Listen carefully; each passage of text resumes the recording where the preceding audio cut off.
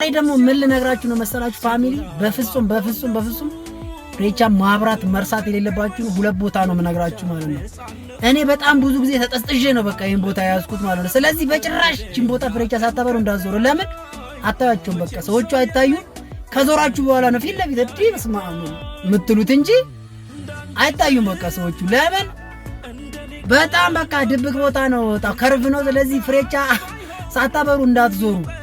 አንደኛ የት መሰላችሁ? ከወሎ ሰፈር አደባባይ በፒኮክ መናፈሻ ወጣችሁ ኡራኤልና አትላስ መገንጠያዋ ማብራት ጋር እዛ ጋር ፍሬቻ ካላበራችሁ በቃ እያስር ነው የሚቆሙት። ላጥ እስቲ ወስዶ ላጥ ያደርግልሻል ማለት ነው። በቃ እዛ ጋር አይምርሽም። ሁለተኛ ደግሞ ኮካ ጋር ወደ ጦር ኃይሎች ከኮካ ወርደ ወደ ጦር ኃይሎች እዛ ጋርም አይታዩም፣ እስክዞር ድረስ አይታዩም። ስለዚህ ፍሬቻ ማብራት አለበት። በቃ ፍሬቻ ካላበራ ታጥፎ ነው የሚቆመው። እልው እስቲ ወስዶ እልው ያደርግልሻል ማለት ነው። ስለዚህ ሁለቱም ቦታ ፍሬቻ ማብራት አለባችሁ ግዴታ። እናንተ የምታውቁትንም ኮሜንት ላይ እስቲ አስቀምጡልኝ። ሼር፣ ኮፒ ሊንክ፣ ፎሎ ማድረግ ደግሞ እንዳረሱ። ይመቻችሁ በእናታችሁ።